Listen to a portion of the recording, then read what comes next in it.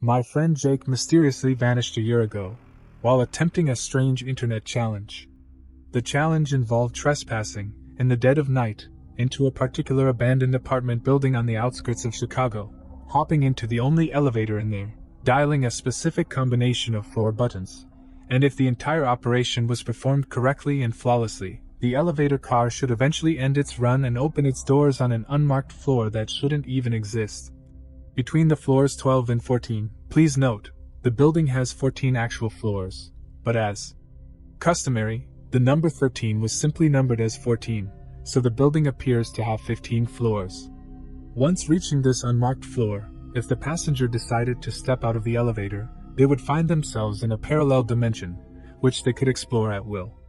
In any case, the most important thing was to remember the right combination of floor buttons, i.e., the specific floors to travel to. The interdimensional traveler had to push those buttons in the correct sequence to be able to return to the lobby floor, in the reality of origin. Failing to input the right combination at the first attempt would result in either never being able to return from the parallel reality, or possibly ending up in a different, alternate universe. Now, Jake vanished the night he was attempting that interdimensional elevator challenge, unbeknownst to his family and friends, including myself. He had confidentially announced to me that he was going to attempt that particular challenge in order to shoot a new video for his massive YouTube channel audience. But he made me promise to keep it to myself. He never told me when exactly he would make the attempt, though.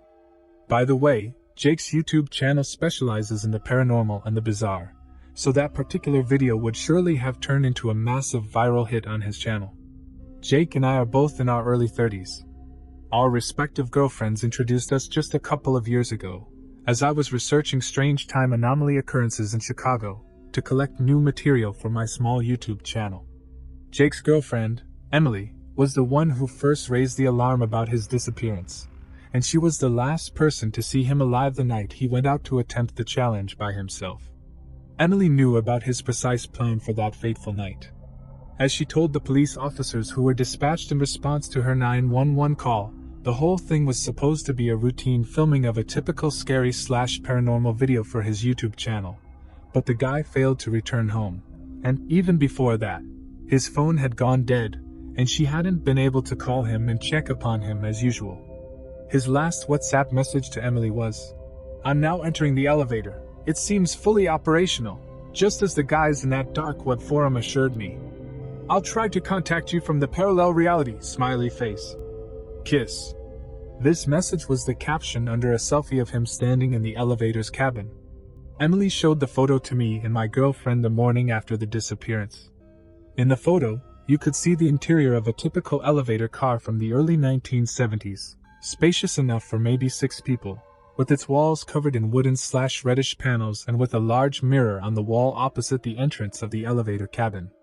You could also see part of the buttons panel. And you could clearly see there was no button for a 13th floor. The police turned the building inside out to try and locate Jake. Of course, they carefully inspected the elevator car and its shaft, as well as the entire area surrounding the building. The building had no security cameras whatsoever, and those few surveillance cameras in the surrounding area didn't register anything unusual that could help the investigation and the search efforts. My friend had just disappeared into thin air. Jake's parents, his girlfriend, his other family members, and his friends were simply devastated, including me. He was a really good guy, and he used to donate much of his revenue from his YouTube channel to various charities across the city. Police told his parents and Emily that they were going to investigate a lead to a possible human organ harvesting trap scheme as the likely culprit of Jake's disappearance. It could be that the abandoned building challenge had been promoted online in certain shady chat rooms and message boards in order to attract would-be interdimensional explorers to a nightmarish trap. I figured an illegal medical team would be ready to grab and quickly anesthetize the poor guy as he stepped out of the elevator car on the designated floor, in that deserted building, where they would surely have prearranged a fully functional operating room, ready to dissect the victim's body, harvest all the useful organs and body parts, and ditch the dismembered remains, making sure no trace was ever left. Maybe that was it. That's what happened to Jake. Maybe. Or maybe not. I just couldn't shake the feeling that maybe, just maybe, Jake was somehow still in that building, somehow trapped inside. Who knows, maybe in an alternate reality, or an anomaly of some sorts. Maybe his mission had succeeded after all, well, kind of. The thought wouldn't leave me even months after the disappearance. I didn't say anything to anybody, not even to the persons closest to my missing dear friend, but I started an investigation of my own into his disappearance. I began participating in the same forum on the dark web, where he found the elevator challenge. That obscure message board is a pretty exclusive place. I used Jake's secret backup access credentials not to raise suspicions, because the police had seized his main access credentials and were also investigating the dark web forum, although with zero progress up to that point. In that forum, I learned a whole lot about not only that particular elevator challenge but also, more in general, about these secret interdimensional access portals or doorways that are supposedly located pretty much all around the world and all around us, some of them in the most unassuming spots, like certain public toilets, or particular vending machines, for example, or remote phone booths, or certain elevator cars. I also learned that other people had mysteriously vanished in that building since it was built, and up to the very year it was abandoned and decommissioned, which was in 1988, the official reason being its alleged weakened structure. The building was supposed to be demolished, but that never happened, for unknown reasons. The elevator challenge originated in the pre-internet era, sometime in the very early 1990s when an urban legend about a mysterious guy in his mid-20s named Eric spread through the city. According to this legend, Eric was spotted wandering the streets around that particular building on one awfully rainy morning. The poor fellow was soaked wet, shoeless, frightening the few passers-by, screaming things that made no sense, and apparently feverish and delirious. When a police car intervened on the scene, he said his name was Eric, but he didn't recall his last name, and kept repeating to the police officers the same story over and over again, which was that he had simply come out of that building and that this wasn't his world and he needed help to get back home, back to his own universe. He said he had immediately realized he was in the wrong reality because as soon as he'd exited the abandoned building, he had noticed that all cars around were different. Police then tried to arrest him for his own safety, but he freaked out and started running as fast as he could back to the building, which he entered again, followed by the two police officers in pursuit. The last person to see Eric was one of the two police officers that were chasing him. Eric was seen hopping into the elevator car, with the police officer not being close enough to stop him before the elevator's doors closed. While one officer stayed in the lobby in case Eric returned down, the other one started climbing up the stairs to try and catch him on whichever floor the elevator would stop at. The elevator kept moving up and down, randomly going from a floor to another, with the poor police officer chasing it up and down the stairs like in a weird game of cat and mouse, never able to get there in time when the elevator's sliding doors would open for a few seconds at each stop before departing again for the next floor in the bizarre sequence. When finally the elevator car came to a halt at the lobby level on the ground floor, the sliding doors opened and, to the surprise of the policemen who had stayed on the ground floor, no one was inside it. Subsequently, the whole building and surrounding area were thoroughly searched, but no trace of Eric was ever found.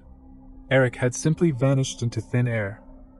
So, after learning more about the origins of that elevator challenge and having been chatting for a few months with the very interesting people on the forum who, by the way, were extremely serious about the phenomenon being the real deal, I started believing more and more that maybe my friend Jake was really stuck in the same situation that Eric had experienced.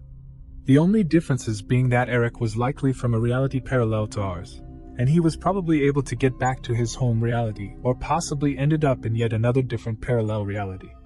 As silly as that sounded, one afternoon I went online on the forum and asked people in there to give me the specific combination of floors to access the same alternate reality Jake had gotten himself trapped into, because, well, I was sure as hell going to try and rescue him. And I specifically asked for the exact return combination, to make sure to get back home after the rescue operation I was going to attempt. They were all very helpful and supportive, and with their blessings, I was ready to embark on my interdimensional rescue mission. Which brings us to exactly 1 month ago today.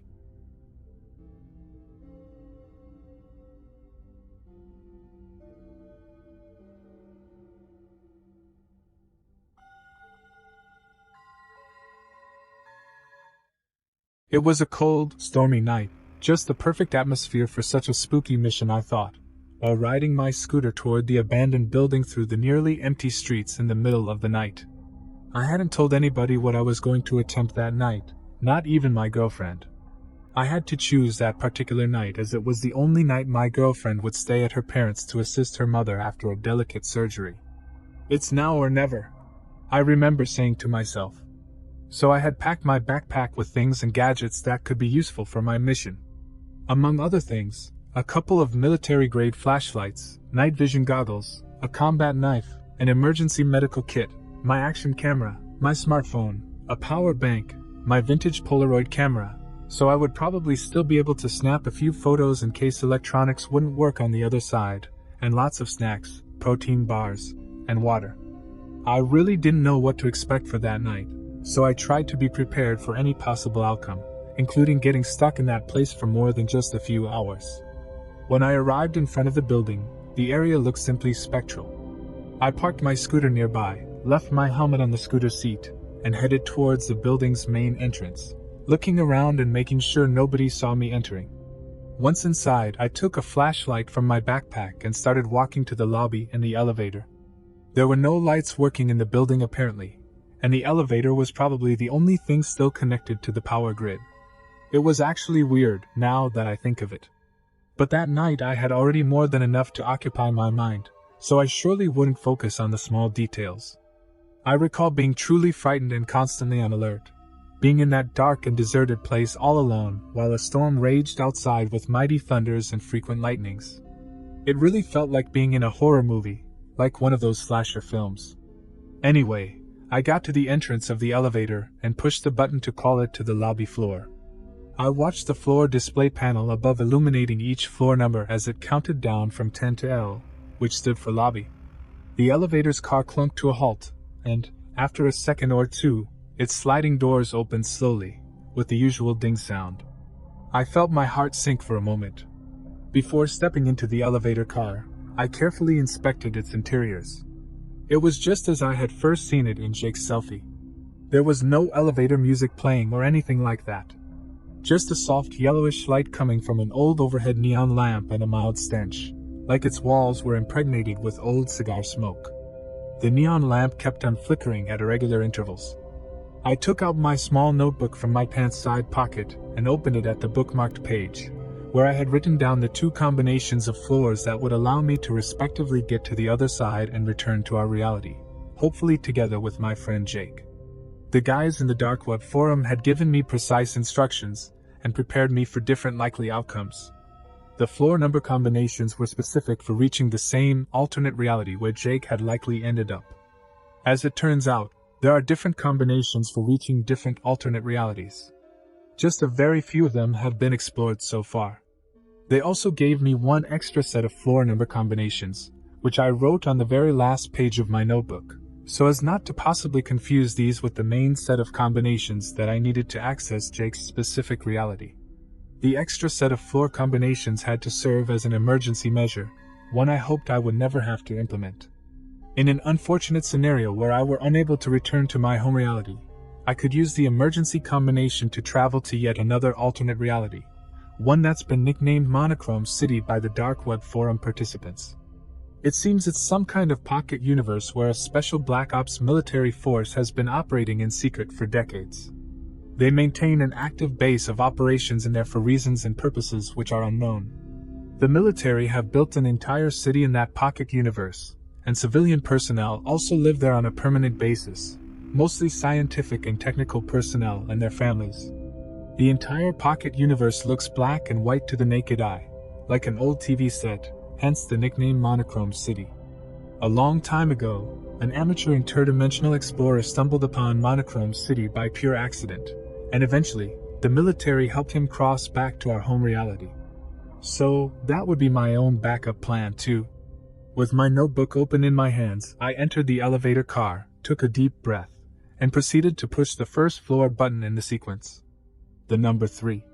The sliding doors closed, and the elevator car started ascending. When it reached the 3rd floor, the sliding doors opened, revealing a scary, dark, silent corridor outside, then they closed again, and I pressed the second button in the sequence, the number 2. I went on to complete the sequence as instructed. From the 2nd floor, I went to the 7th, then to the 3rd again, then to the 5th, then to the 9th, to the 7th again, and finally, to the 10th floor. This was a critical point in the sequence. If the procedure had been performed correctly, the sliding doors had to remain shut, and the elevator car had to automatically start traveling down to the lobby level, then up again to a mysterious unmarked floor located between the 12th and the 14th, where I had to finally gain access to the alternate world where supposedly Jake had ended up stuck. But from that point on, things didn't continue as expected. On the 10th floor, the elevator car stopped. Its doors did remain shut, but then it went up to the 11th floor, where it stopped and the sliding doors opened and closed quickly. Then, faster than normal, down to the 9th floor, where the same thing happened with the doors. Then again even faster up to the 14th floor, and finally, slowly down to the unmarked floor, where the elevator sounded its usual ding, and its doors slid open. All I could see outside the elevator was absolute pitch black, and a dead silence. The air coming from outside the elevator was much colder than the air inside, and it had a particular smell, like in hospitals or something like that. Meanwhile, the elevator doors stayed open, but I couldn't figure why. In the excitement of the situation, I had totally forgotten to take my action camera out from the backpack, and I hadn't recorded anything up to that point. So, after observing that black void for a couple of minutes, I decided to start filming. Unfortunately, I found out that not only the camera but all the electronics I had brought with me were already dead, including the night vision goggles. I took the Polaroid then and tried to snap a photo. But that too was a failed attempt. I struggled not to panic and to remain as lucid as possible. I had to think. I wasn't sure how to proceed from there. The original sequence of floors had obviously been broken, as some other force had seized control of the elevator, or maybe a glitch caused it to interrupt the combination. In any case, I surely wasn't where I was supposed to be, so I decided against exiting the elevator. I also realized the other obvious problem. If I started the return combination from that floor, the elevator wouldn't take me back to my home reality but rather to some other alternate reality. There was only one thing left to do. I reached for my pocket and took out my small notebook, the one where I had written down all the sequences, and I quickly browsed it up to the very last page. The special emergency sequence to access Monochrome City had been designed to work under any circumstances and from any floor, independently from any previous combination of floors. Except one small rule. The sequence was 17431711314. The instructions given to me said that if I happened to be on a floor that contains the number 1, I had to switch the first 2 digits of the combination between them. As I was on the 13th floor, although unmarked, I figured it counted anyway as containing the number 1. So I changed the sequence accordingly. 71431711314. The sequence was supposed to work only once it had been entered precisely and in its entirety. I carefully started inputting the sequence in the elevator keypad all at once, as instructed, when suddenly I heard noises coming from the dark void outside. Very faint indistinct sounds at first, but then they began to quickly grow into louder and more distinct noises with each passing second. And they sounded more and more like a mix of approaching footsteps and human voices, like a group of people running towards me from a relatively great distance, shouting things at one another. I couldn't help but panic. Moreover, I couldn't remember which was the last digit I had entered into the elevator keypad. I tried to stay focused and began entering the combination again from the first digit. The noises grew closer and closer.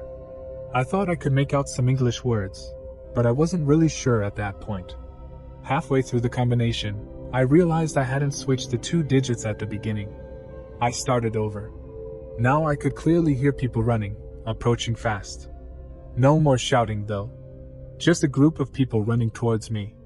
I had no idea what was going on, who those people were, or what their intentions were.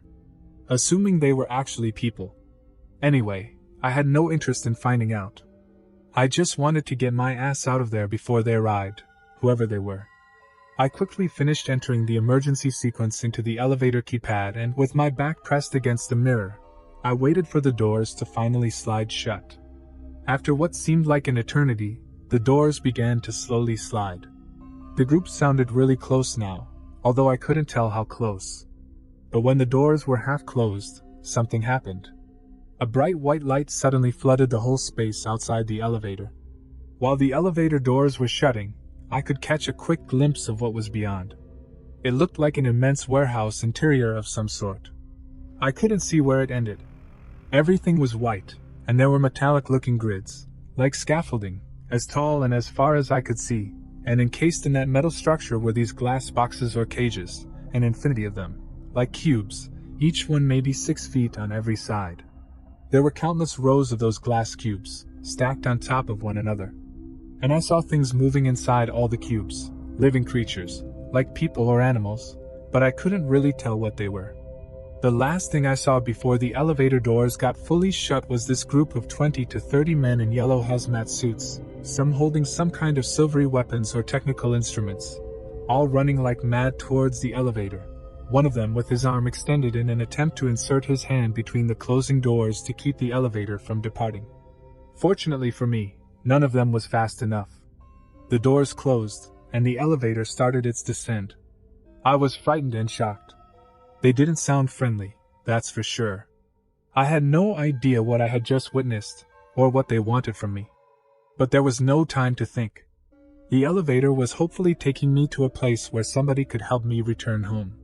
Once the elevator completed its new sequence on the 4th floor, the doors remained shut, and the cabin started ascending until it reached the same unmarked 13th floor again. Thank God. When the doors opened this time, there were no crazy angry men in yellow hazmat suits waiting for me. The hallway outside the elevator was well lit, and, as I had been told, my eyes perceived everything in monochrome there. It was like watching an old black and white film that had been remastered. There was nobody out there. It was eerily quiet. I grabbed my backpack from the elevator's floor and confidently enough stepped outside. The doors closed behind my back, and I heard the elevator car leaving that floor. I then noticed there were no buttons to call the elevator back to the floor. But it made no difference, since there was no safe place where the elevator could have taken me now, and surely not home. Monochrome City was my only hope. The hallway was so long I could see where it ended in either direction. I picked one direction and started walking. There were no doors, and the whole corridor was basically like a large, smooth, gray plastic tube. There were white neon lights on the ceiling, like in a highway tunnel, and a white dashed median strip painted on the floor, which ran all along the hallway's length. After walking for something like 30 minutes with no end in sight, I started hearing a buzzing noise coming from behind. I turned around, but at first, I couldn't see anything, while that buzzing was growing louder and louder. Something was approaching fast. After a few seconds, I could finally see a white object in the distance, which looked bigger and bigger the closer it got.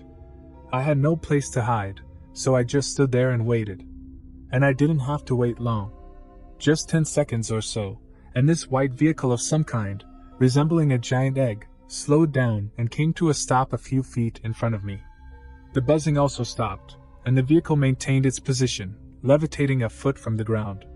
It dawned on me I wasn't in a hallway after all, but in a road tunnel designed for those egg-shaped fast vehicles, hence the dashed white median strip on the pavement.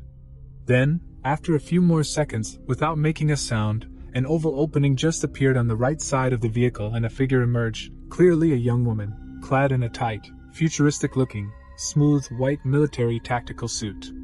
With an effortless grace, she stepped out onto the pavement, her white boots making contact with the ground in near silence. I was stunned when she removed her helmet. My breath caught in my throat. Before me stood a woman of breathtaking beauty, like a vision from a dream. In her late 20s, she possessed a physique akin to that of a top model, every contour of her form accentuated by the sleekness of her tactical suit. Her features were a captivating blend of Caucasian and light Asian traits, resulting in a visage of rare and extraordinary allure. Her hair were long, slightly ondulated, and looked like white silk. Her eyes held a depth that seemed to draw me in, while her smooth, flawless skin seemed to glow in the faint light of the lamp above. I stood there, transfixed by her presence, unable to tear my gaze away. She was unlike any girl I had ever seen before. She smiled gently at me, her eyes sparkling with warmth and kindness. "Hi, Fabian," she said softly, her voice melodic and inviting. "We've been expecting you." I couldn't help but feel a shiver run down my spine at her words. How did she know my name? Before I could utter any question, she continued. Don't be worried. We're friends. We're here to help you. Please come with us. Your friend Jake can't wait to see you again. I couldn't believe my ears. Jake is alive? He's with you? I exclaimed, almost ecstatically. She smiled and nodded, gesturing for me to step into the vehicle. My heart was pounding with a mix of excitement and apprehension as I settled into the back of the vehicle, whose white, spacious interior boasted a sleek, minimalist design, offering comfort without distraction. Its transparency provided an unobstructed view of the monochromatic world outside. I occupied the back seat alone, while the girls sat in the front right seat. The driver, clad in a bulky camouflage suit, his face hidden behind his helmet's dark visor, controlled the vehicle from the front left seat. He never spoke a word for the entirety of our trip, and his focus remained fixed on the holographic control panel before him. The windshield portion of the vehicle also functioned as a screen displaying a mix of navigation data and augmented reality. As the journey began, the girl turned to introduce herself as Jade, indicating Jay-Z, the driver, with a nod. We're headed to the base, she informed me, her tone reassuring. We'll arrive in exactly 14 minutes. The vehicle was speeding along the tunnel, though the sensation of movement was almost imperceptible, and its exact velocity eluded me. We continued in the same direction I had walked towards earlier. So, this is the monochrome city alternate reality, I presume? I inquired. Jade's smile confirmed my assumption. Yes, that's correct, she affirmed. But we refer to it differently. You'll learn more at the base. Exiting the tunnel, the vehicle continued its run floating above a metallic-looking strip that resembled a railroad, which hovered midair over a vast expanse of water, like a big lake. I looked back and realized we had just come out from inside a mountain. The landscape all around reminded me of the Nevada desert. No cities, no signs of life as far as the eye could see. The absence of color was stark, everything appearing in shades of gray, with only a few white clouds breaking the monotony of the gray sky. And there was the sun shining brightly, its white glow casting light over the landscape. In the distance, a shimmering city beckoned through the windshield, promising answers to the many questions in my mind, the most obvious and troubling of which being, why the hell had Jake stayed in this place for almost a year now? Upon nearing our destination, the cityscape revealed itself in all its futuristic shining glory. Large, very tall megastructures raised among smallest skyscrapers in a vast sprawling urban expanse, made entirely of what looked like metal and glass. Transparent tubes slithered and spiraled through the city buildings, serving as roads for those egg-shaped vehicles. Several black spherical objects, much larger than the egg-shaped vehicles, were flying in circles above the city, some of them maneuvering at lower altitudes within the maze of skyscrapers. Welcome to our place, Jade exclaimed, as our vehicle reached the ground-level entrance of one of the impressive megastructures located in what I assumed to be the city center. At that point, I was speechless. 100-foot-tall massive door slowly opened in front of us, sliding noiselessly to the right.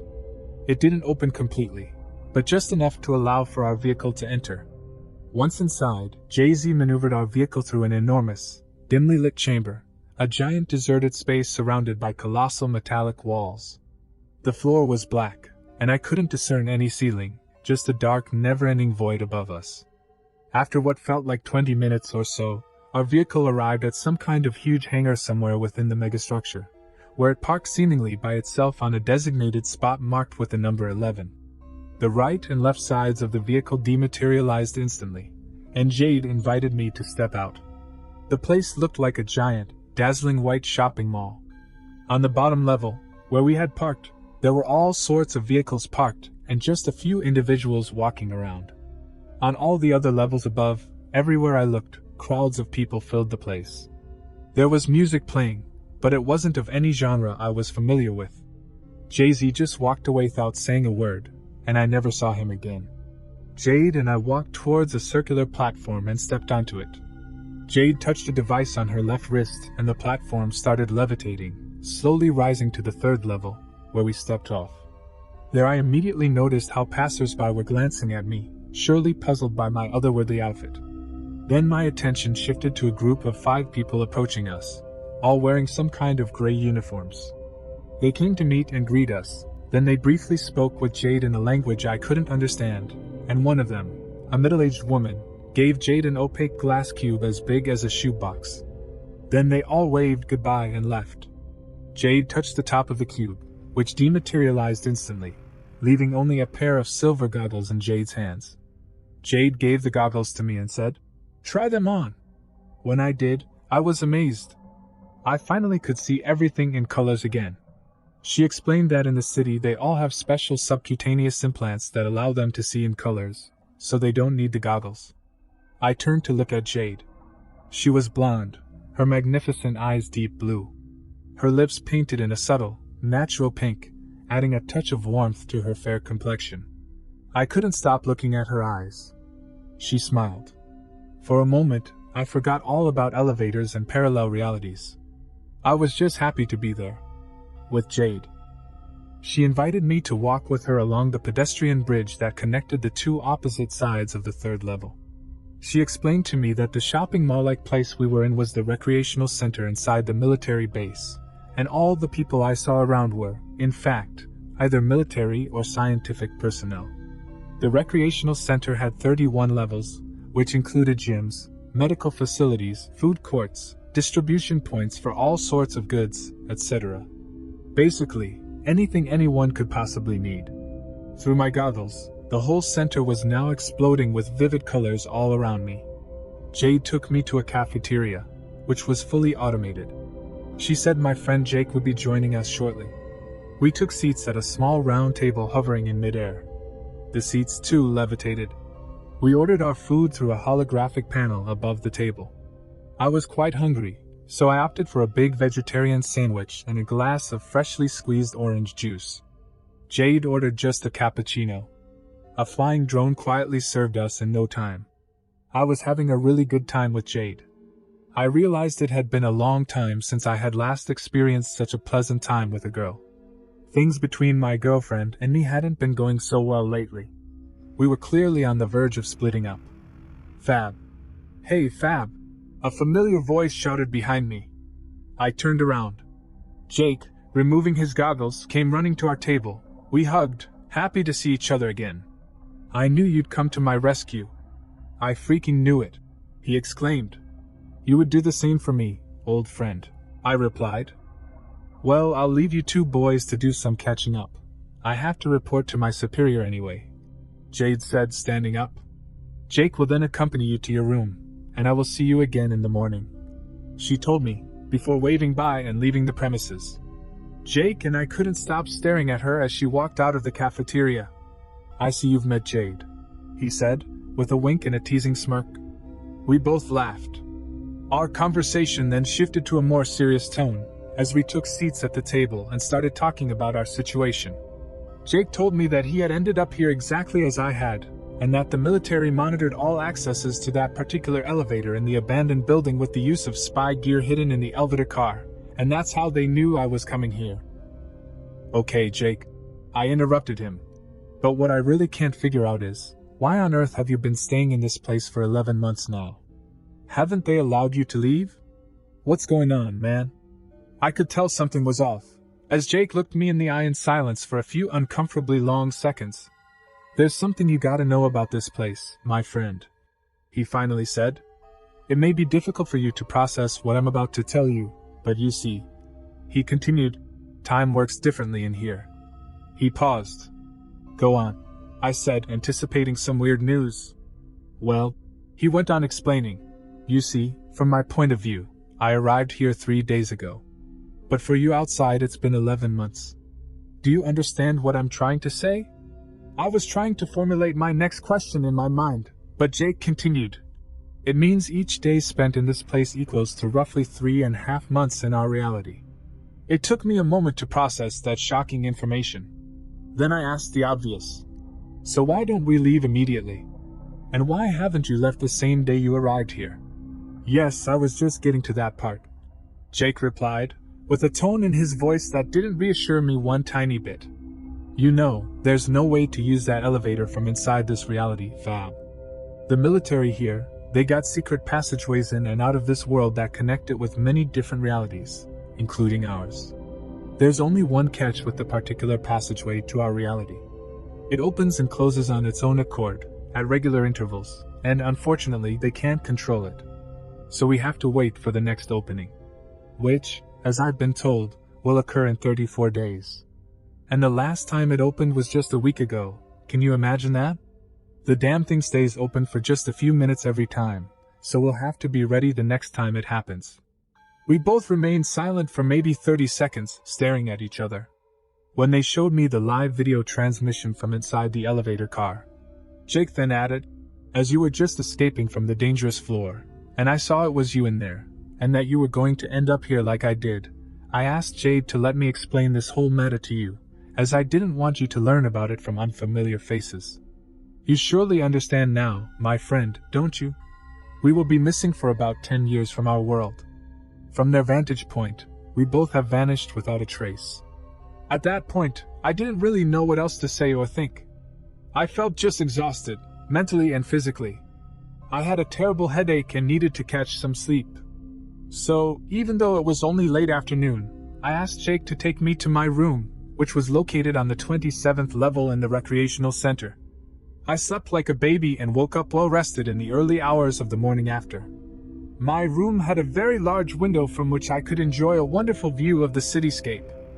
I still couldn't believe I was actually there. A holographic panel appeared in the middle of the room, and a synthetic, soothing feminine voice greeted me with, "Good morning, Fabian," then invited me to choose my breakfast from a menu displayed on the hologram, which I promptly did, as I sure was hungry. A tray carrying the food I had chosen came flying out of a small opening in a wall a few seconds later. The voice then reminded me to wear my special goggles for my own comfort and safety, instructed me on how to use the goggles' augmented reality features, and informed me that Jade would come to pick me up shortly. In a closet in my room, I found clean clothes that had been prepared for me. I finished my breakfast, took a shower, wore the futuristic suit, and when Jade arrived, I was ready to spend the morning with her. I could barely hide my excitement to see her, and I kept sensing this special chemistry between the two of us. The morning schedule consisted of a series of orientation sessions with Jade and her superiors. They wanted me to get quickly accustomed to the new environment so that I could live a somewhat normal life during the time I had to spend in Monochrome City. They had done the same with Jake. At lunchtime, Jade took me to a nice restaurant where we were joined by Jake. The recreational center is full of nice places where to eat and fun things to do, and everything is provided free of charge. They never had a money system whatsoever, which I find fascinating. After lunch, the three of us hopped onto a shuttle-like vehicle down on the ground level, and I was offered a comprehensive guided tour of the city. It was such a breathtaking experience.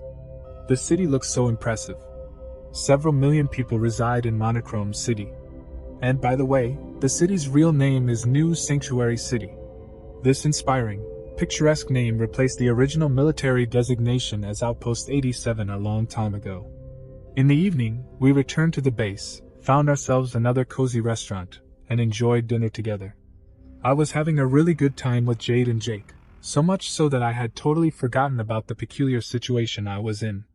But after I gulped down an exquisite glass of red wine, Jade found the right moment to reintroduce the question. So, we talked for a couple of hours about it all. We discussed various possible scenarios that could manifest once Jake and I got back to our reality, especially the impact those lost 10 years would have on us and the people close to us. One thing was sure, we would have a lot of explaining to do, and of course, nobody would believe our incredible story. Not to mention the fact that we would reappear after 10 years without having aged. Anyway, there was really not much we could do to change the situation, we concluded. Jake had already had that same conversation with a special psychological counselor the day after he had arrived here, and he had reached the same obvious conclusion. We just had no choice but to spend the following month in New Sanctuary, make the best out of that unique life experience, thank God for being alive, and patiently wait for the day we would get back to our world, 10 years in the future. And so we did. This last month here in New Sanctuary City has been by far the best time of my life. Jake and I spent each day like tourists, as if we were having a long vacation at an exotic resort. We met people, made many new friends, explored the city, and learned much more about its history. As it turns out, the city started out as a military outpost of some kind many decades ago. Well, many decades ago from their own time perspective, anyway. The outpost was established inside a secret pocket universe, which is a small-sized universe inside a bigger one.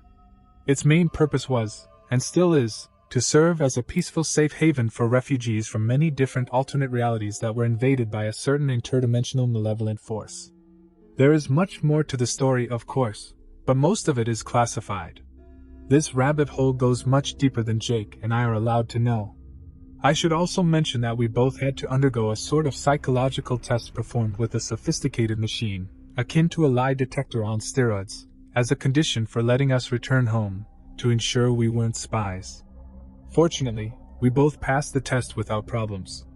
Jake and I also found out that the hostile place I glimpsed during my elevator trip, the one where I saw all those glass boxes, was one of the alternate realities that has been invaded, and what I witnessed was, in fact, people held in cages, victims of an interdimensional human trafficking operation. Scary stuff.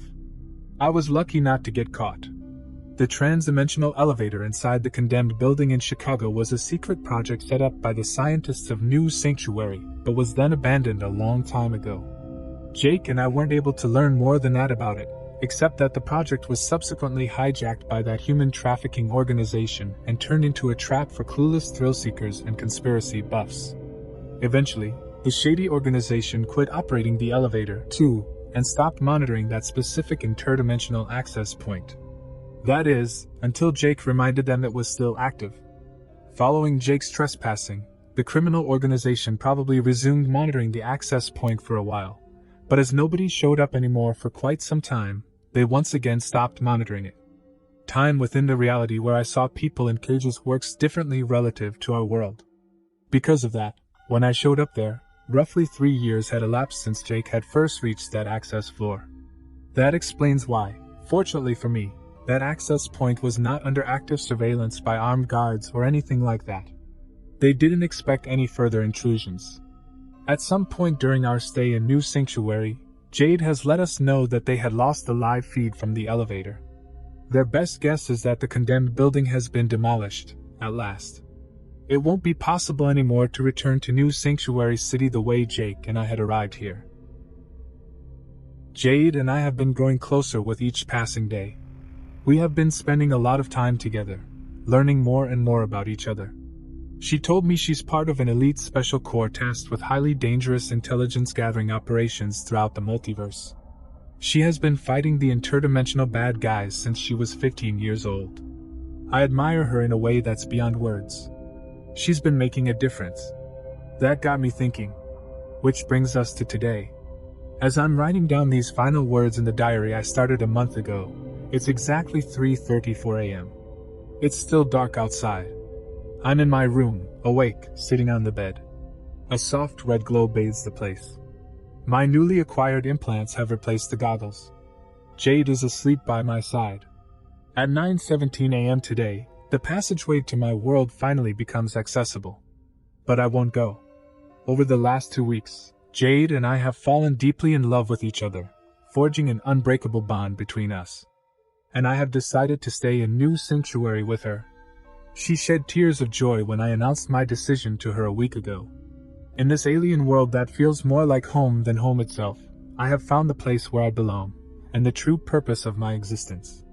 I've been blessed with the unconditional love of a woman, and with a precious chance to make a difference.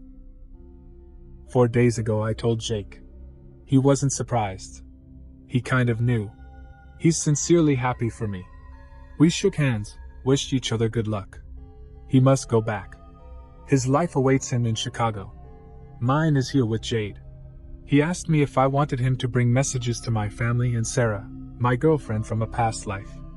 To my parents, hoping they're still alive, please tell the truth, everything. Tell them I'm truly happy now, and that I love them. I replied. And to Sarah? Jake asked. Just tell her I've moved on with my life, I said. In a couple of hours, I'll go to bid my friend farewell. I'll entrust him with this diary of mine and instruct him to share my story on that dark web discussion forum, assuming it's still there. Final note, to whoever reads this, Open your eyes, observe your surroundings, and question everything. Life offers far more depth than initial appearances suggest. Embrace new possibilities, regardless of how unconventional they may seem. Rest assured, you will not regret it. I give you my word. Fabian.